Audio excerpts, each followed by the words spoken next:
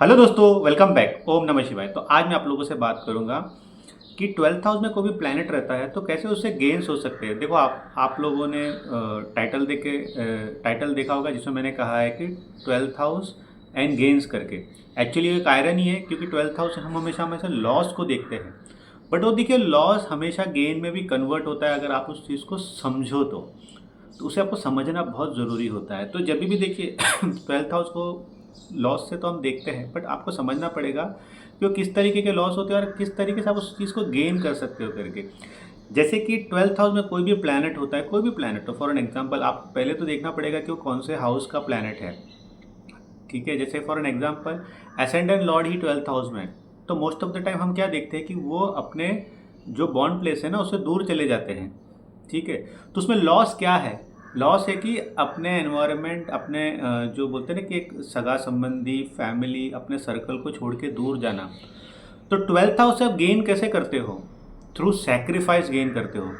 इस चीज़ को जो भी समझ लेता है ना वो 12th हाउस से हमेशा फ़ायदे में ही रहता है। इस चीज़ को आप समझो। तो इस वजह से आप देखोगे, मोस्ट ऑफ द टाइम मैं देखता हूँ कि जब भी एसेंडेंट लॉर्ड 12th हाउस में चला जाता है, पर्सन मिड 20s में अपना घर छोड़ देता है। बहुत लोग का कुंडली इतना अच्छा रहता है कि फॉरेन कंट्री जाते हैं और वहाँ सेटल होकर वहाँ पे फिर डॉलर, पाउंड या यूरो में कमाते हैं।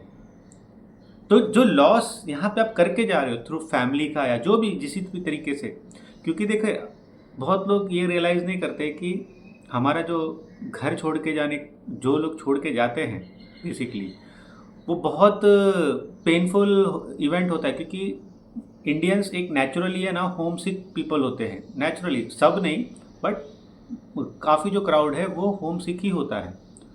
वो अपने घर को इतना जल्दी छोड़ नहीं पाते। तो जब ऐसा इवेंट होता है ना तो वो एक बहुत बड़ा सेक्रीफाइस होता है। इस वजह से जब आप इस सेक्रीफाइस को करते हो, फॉर एग्जाम्पल मैं आपको समझा रहा हूँ, जैसे एसेंडेंट लॉर्ड 12th हाउस में हो गया, दूर चले गए। 4th हाउस का लॉर्ड आपका 12th हाउस में चला गया, दूर चले गए घर से, आपका गेन का कारक बनता है। शायद उतना कभी भी आप इंडिया में नहीं कमा पाओगे, हम सबको पता है वो चीज़, बट आप वहाँ कमा लोगे। बट यही है कि हमेशा आपको अपनी माँ, आप कह सकते हैं एक तरीके से घर के जो भी लोग हैं उनसे रिलेटेड आपको हमेशा चिंता लगी रहती है। आप देखिए 12th हाउस में जब भी कोई भी लॉर्ड रहता है ना तो हम कहते हैं कि उससे रिलेटेड आप एक शॉर्टकट में बोलते हैं कि दान कर लो। ठीक है, ये वाली चीज़ें कर लो। बेसिकली डोनेशन की बात काफ़ी टाइम पे करते हैं। बट देखिए, वो डोनेशन हो सकता है आपको रेगुलर बेस पे करना पड़ेगा, आपको हमेशा उस प्लैनेट से रिलेटेड करना पड़ेगा। क्यों ना एक ऐसा आप रेमेडी करो, जैसे कि मैंने ये बताया, जैसे फर्स्ट हाउस का लॉर्ड, 4th हाउस का Lord most of the time जब 12th हाउस में रहता था आदमी का, ऐसे सिनेरियो क्रिएट होता है कि घर से दूर जाने का, तो वो एक नेचुरल रेमेडी हो जाता है जिसमें स्टार्टिंग में पेन होता है, फिर गेन ही गेन होता है। तो जब आप रेमेडी करते हो ना, जैसे फॉर एन एग्जांपल कोई प्लैनेट बैठा है तो आपको यूजुअली कोई भी एस्ट्रोलॉजर रहेगा वो बोलेगा कि उससे ये दान करवा दो, वो दान करवा दो। देखिए, आप उसमें मलहम लगा रहे हो, मलहम लगा रहे हो, उसको इंटरनली आपको ठीक करना है ना, तो आपको बिग स्टेप्स लेने पड़ेंगे, बड़ी चीज़ें आपको करनी पड़ेगी। फॉर एन एग्जांपल देखिए, जैसे मंगल है। ठीक है, मंगल जब 12th हाउस में रहता है तो मांगलिक भी हो जाता है। तो इसमें हम यूजुअली क्या होते हैं ना कि लाल किताब के हिसाब से रेमेडीज और ये सब करते हैं। देखिए, इसका अगर आपको सिंपल रेमेडी आपको समझना है ना, एक तो सबसे पहली चीज़ होती है कि जितना हो सके आप मेडिटेशन करो। मेडिटेशन तो देखिए दिनचर्या होता है, एक तरीके का दिनचर्या होता है लाइफ का। अगर आप वो डेली बेसिस पे करोगे ना, आपका जो सबकॉन्शियस माइंड हमेशा अलर्ट मोड पे रहेगा। आप कोई भी चीज़ को एक्शन में जाने के पहले आप एक सेकेंड थॉट दोगे उस चीज़ को देने के लिए। मार्स जब 12th हाउस में रहता है तो आदमी के दिमाग में काफ़ी टाइम पे ये रहता है कि प्रॉपर्टी बनानी है, प्रॉपर्टी बनानी है। फिर वो क्या करता है, काफ़ी टाइम पे 12th हाउस का जब मंगल होता है, वो लोन लेने की सोचता है। वो अपने आप को मिड 20s में एक क्योस में भर देता है,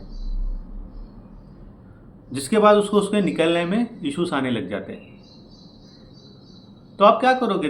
अब देखिए, जो 20s में उनके लिए बेस्ट है कि आप जितने कम क्योस में जा सकते हो ना, जाओ। जितना कम केओस में आप रह सकते हो, रहो। ज़्यादा ओवर एक्ट मत करो चीज़ों को लेके, ये भी करना है वो भी करना है, ये तो मैं काम कर रहा हूँ, मैं मैं इधर भी कुछ कर लेता हूँ, उधर भी कुछ इन्वेस्ट कर लेता हूँ, 4 पैसे वहाँ से बना। ये माइंडसेट से बाहर निकलो। One thing at A time आपको करना चाहिए, क्योंकि मंगल की जो एनर्जी है ना, फैंटेसी लैंड में जा रही है। 12th हाउस जो भी वो फैंटेसी हाउस होता है ना, fantasy, out of the box, तो वहाँ पे मंगल आउट ऑफ द बॉक्स नहीं कर पाएगा काफ़ी टाइम पे। तो इस चीज़ को आपको हमेशा समझना चाहिए कि जो 12th हाउस में प्लैनेट्स है ना, उससे रिलेटेड आप कैसी चीज़ें करोगे करके।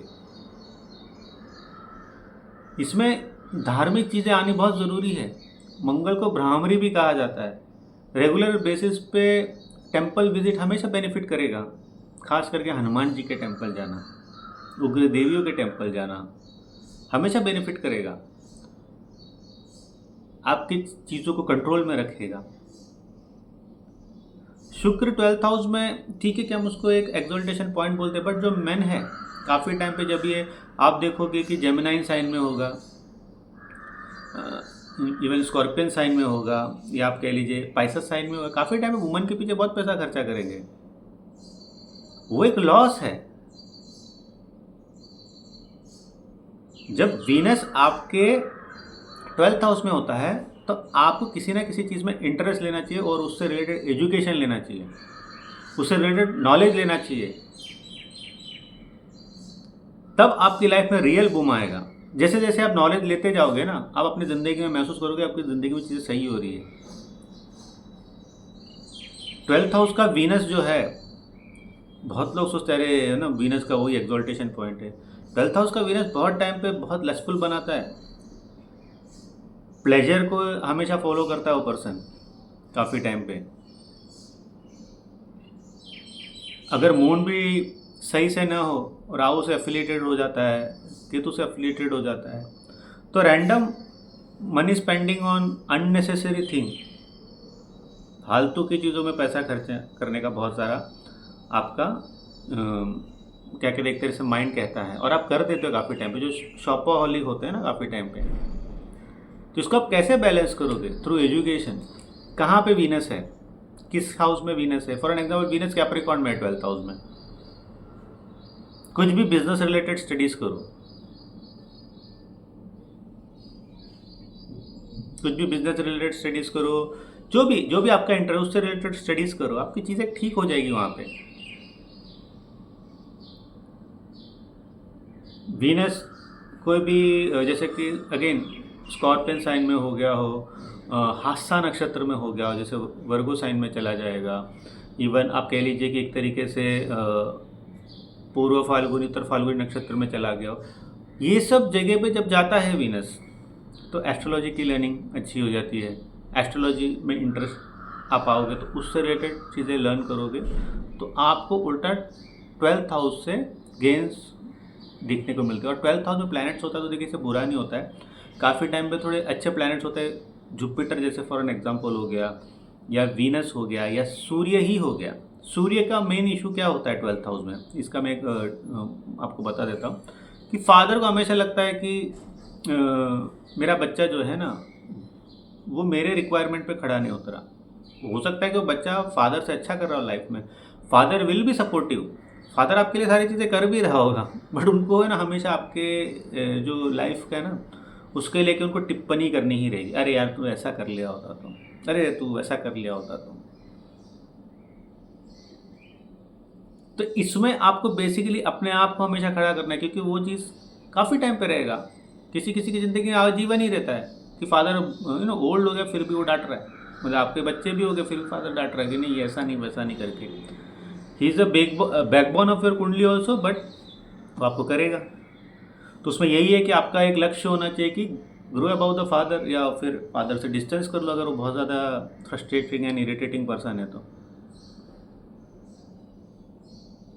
ऐसी चीज़ों का आपको ध्यान रखना जरूरी है। देखिए मैं वो पूरे देखिए प्लैनेट रिलेटेड इसमें नहीं कहूँगा, चाहिए तो मैं आपको वीडियो बना के दे दूँगा, बट एक मैं मोटा मोटी आपको समझाने की कोशिश कर रहा था कि कैसे 12th हाउस के जो प्लैनेट्स होते हैं उससे रिलेटेड आप काम को सही से कर लोगे ना, चीज़ें आपके सही हो जाए। अब जैसे मरकुरी को बोलते हैं कि 12th हाउस में भाई गया डिबिलिटेटेड हो गया, नहीं, मरकुरी को एक्स्ट्रा करिकुलर एक्टिविटीज़ दे दो। कैसे? मतलब कि आपका एक प्रोफेशन है, उससे रिलेटेड आपका कोई हॉबी है, उससे रिलेटेड नहीं, कोई भी अलग से एकदम से रैंडम हॉबी है, आपको बैडमिंटन खेलने का शौक है फॉर एन एग्जांपल, उसमें चले जाओ। एस्ट्रोलॉजी पढ़ने का शौक है, उसमें चले जाओ। मरकुरी जो भी हाउस में जोडिएक साइन में प्लेस्ड है, उससे रिलेटेड चीज़ें को अपने लाइफ में एक्टिव कर दो। क्योंकि देखिए मरकुरी 12th हाउस में काफ़ी टाइम पे गलत इन्वेस्टमेंट करा देता है और लॉसेस हो जाते हैं। तो मरकुरी उस हिसाब से 12th हाउस में अच्छा नहीं होता है।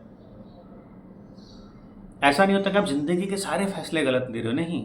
खास करके इन्वेस्टमेंट पार्ट जब आता है ना ज़िंदगी के, और अगर सेकंड हाउस भी ख़राब रहता है, ऐसा आदमी को हमेशा इन्वेस्टमेंट थर्ड पर्सन के कंसल्टेशन से ही करना चाहिए।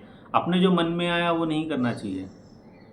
इसका सबसे बड़ा रेमेडी यही है कि आपको जब भी मनी रिलेटेड इन्वेस्टमेंट करना हो, ट्रांजैक्शन इन्वेस्टमेंट करना हो, तो आप हमेशा किसी थर्ड पर्सन से सलाह लेके ही करें। आप अपने से कभी भी कोई भी तरीके की एक्ट को डायरेक्ट मत कीजिए। अरे ट्रेडिंग में ये स्टॉक उठ रहा है, इसका ये उठ रहा है, मैं इसमें कर देता हूँ, फिर पूरा नीचे आ गया। या तो फिर कोई भी बिजनेस माइंडसेट है कि नहीं मेरे को किसी के नीचे काम नहीं करना, बट मेरे को करना है, और इन्वेस्ट करके लॉस कर दिया। तो ऐसी चीज़ें नहीं करनी चाहिए मरकुरी के इसमें। थर्ड ऑप्शन हमेशा होना ही चाहिए, मिड ऑप्शन मैं कहूँगा होना ही चाहिए। आप you can't be the direct investor. कभी भी अपने हाथ से डायरेक्ट पैसे मत दो या ट्रांजैक्शन मत करो। 12th हाउस का मरकुरी ही ऑनलाइन फ्रॉड में बहुत बड़ा योगदान देता है। जिसका भी 12th हाउस में मरकुरी था उनको हमेशा ऑनलाइन फ्रॉड से बचना चाहिए। ये सब चीज़ों का ध्यान रखो। मून फॉर एन एग्जांपल जब 12th हाउस में रहता है, काफ़ी टाइम पे देखा गया है कि पर्सन बहुत ज़्यादा मूडी होता है, क्विक एक्शन ले लेता है। अब वो देखिए वो दोधारी तलवार के जैसा है, कभी सही भी होता है और मोस्ट ऑफ द टाइम वो गलत ही होता है। बट इस प्लेसमेंट से मैं कहूँगा कि अगर आप दूर रहते हो ना अपने, जैसे कि फॉर एन एग्जांपल आप कैंसर एसेंडेंट हो, लियो साइन में चला गया, आप बाहर जाके अच्छा झंडा गाड़ दोगे ज़िंदगी में, बट आपके सर्कल हमेशा आपको परेशान करके रखेगी। मून जब भी ऐसी जगह पे है ना 6th हाउस में, 8th हाउस में, एक रैंडम में आपको चीज़ बता रहा है 12th हाउस में, आपके जो बॉर्न प्लेस से दूर ही आपको सेटिस्फैक्शन महसूस होगा। तो इस चीज़ का आपको बहुत ज़्यादा ध्यान रखना ज़रूरी है कि मून बहुत वाइटल होता है हमारी ज़िंदगी में। काफ़ी टाइम पे मैंने देखा है कि जैसे कैंसर एसेंडेंट होता है, मून आपका 12th हाउस में फॉर एग्जांपल हो गया। सिबलिंग्स के साथ रिलेशन बहुत अच्छा हो सकता है, बट सिबलिंग काफ़ी टाइम पे आपको दूर ही मिलेंगे या पास रहेंगे तो उनसे आप लड़ते रहेंगे। तो ये सारी चीज़ें बेसिकली देखी जाती है काफ़ी टाइम पे जब 12th हाउस में प्लैनेट्स होते हैं, और उसको आप किस तरीके से अपने लिए गेन के लिए यूज़ कर सकते हो आपको पता होना चाहिए।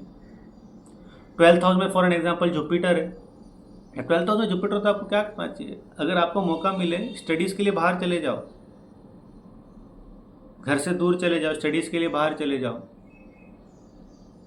और आपका नसीब इतना अच्छा रहा, ओवरऑल प्लेसमेंट आपका 9th हाउस भी अच्छा रहा, आपको गुरु मिल गया ना, यही आपके 12th हाउस का सोल्यूशन है।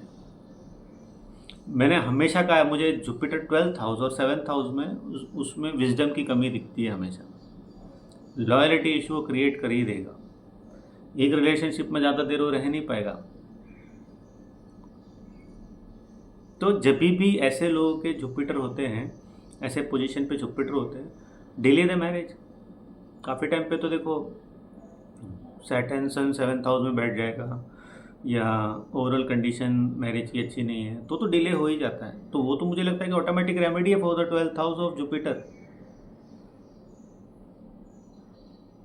तो इस बात को ध्यान रखिए, क्योंकि एक एसेंडेंट जुपिटर और 12th हाउस जुपिटर एकदम मैरिज के लिए वो ऐसा काम करते हैं। एसेंडेंट जुपिटर क्या करता है, वो आपका एस्पेक्ट 7th और 9th पे देख के हमेशा मैरिज कैसे भी उसको चलाने की कोशिश करेगा।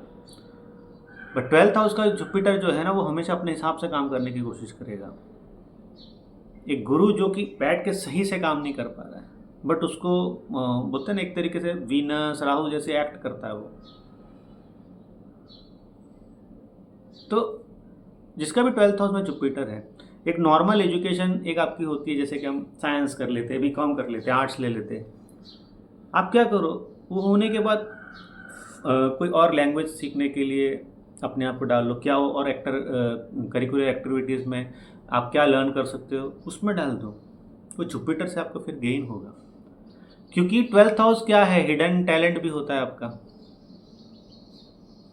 तो काफ़ी टाइम पे जिसने 12th हाउस के प्लैनेट को समझ लिया ना और उससे रिलेटेड कुछ काम करने लग गया ना, उसको वहीं से तो गेन्स भी होगा।